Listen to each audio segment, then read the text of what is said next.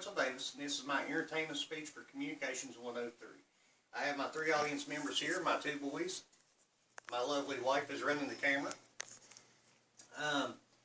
As a student, I should do a little bit better and read my syllabus a little bit more carefully. Last week, for my persuasive speech, I gave a video that was funny, and I probably should have saved it for this week. So, that being said, I really struggled trying to pick a topic this week.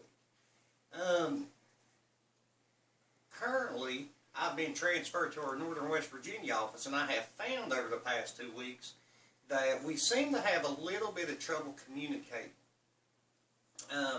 You know, y'all is now a widely accepted phrase or term. And everybody knows y'all is youans plus 1. But the people in that office are from northern Pennsylvania, a lot of them, and they use the word yins. And I didn't know what yins was, and I asked them what it meant, and they said, well, y'all, and I said, well, do you know what y'all means? And they had no idea, so I think they just make stuff up. So, what I wanted to do today is put together, or give you a few topics that you can use, so when you're in the office environment, in an office setting, we, south of the Mason-Dixon line, can properly communicate what we're thinking to those that are above the Mason-Dixon line. So, I'm going to try to use some of these that you haven't heard before. Maybe you have, maybe you haven't. We'll try to skip some of them, like dumb as a box of rocks or a bucket of rocks, some people say. So, everybody's heard the term, finer than frog hair split 3 ways. So if somebody says, how are you doing today? And you want to say, I couldn't be better, which is what you should say. Some people say, I'm finer than frog hair split 3 ways. Now, me personally, I like to say, if I was doing any better, I'd have to sit on my hands to keep from flapping, which usually elicits a response from people. But those are the kind of terms that we're going to discuss here for the next minute or so. When you're in the office and somebody comes around and it's just been a hard, long day, but you're still hanging in there, everybody has those days. When they ask you how your day's been, what you should properly communicate to them is, it's been a tough day, but I'm persevering. Do not use the term, I'm hanging in there like a hair on a biscuit. They're going to laugh at you and probably go, ooh, in the process. Next on the list is, when somebody comes in and they're asking you about an upcoming meeting or a presentation that you may be leading, be direct, look at them and say, I am really nervous about the upcoming meeting. Don't use the phrase, I'm scared as a long-tailed cat in a room full of rocking chairs.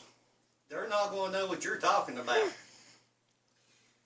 If you're having some issues during the day, and you just have one of those days where it just couldn't get any worse, and somebody asks you how your day's going, be direct and tell them, I'm having a lot of serious issues today, and I just don't believe it could get any worse.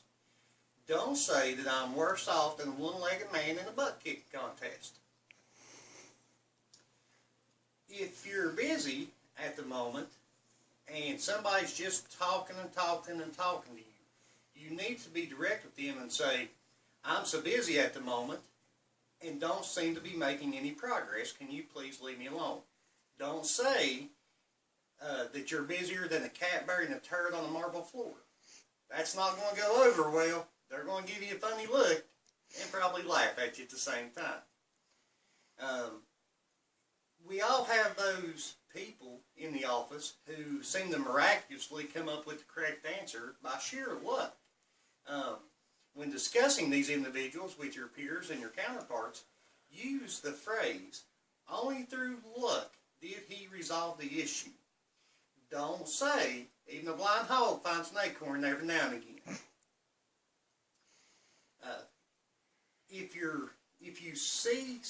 If somebody asks you about something and you're really nervous about it, and you're so nervous you're shaking, say you're giving a big presentation to the board of directors or something, just look at them and say, I'm shaking uncontrollably because I am so nervous. Don't say that I'm shaking worse than a dog trying to poop a peach seed.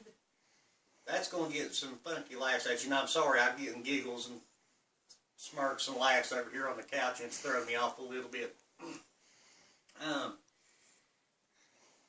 we all have that one supervisor or boss or even a peer who isn't the sharpest tool in the shed. And what I mean is, he's not very bright. When discussing him with your peers and your counterparts and people within the office, you may say, I'm still not sure that he is entirely competent in his ability to lead the team. Don't say he ain't got the good sense that God gave a grasshopper. That's not going to work. They're going to laugh at you instead. When somebody's talking to you and you know that they're a little short, that they're not all quite there, tell them I value your opinion, but right now is not the time. Don't say that their opinion is as unwelcome as an outhouse breeze. Finally, if you believe somebody is just being untruthful with you, tell them. Be direct and say, I believe you are being untruthful with me. Don't say, don't piss on my leg and tell me it's raining. They're not going to like that. And finally, when discussing the weather, if it's severely cold outside, much like it is today when it's about 5 degrees out, just tell people when you come into the office, don't go out there, it's cold, it's only 5 degrees. Don't say that it's colder than a cast iron commode. Or if it's hot, just so hot you can't breathe, just tell people, it's 95 degrees and miserable outside, don't go. Do not refrain from using the phrase, it's hotter than a billy goat's rear end in a pepper patch outside. All right, thank y'all everybody, hope y'all enjoy.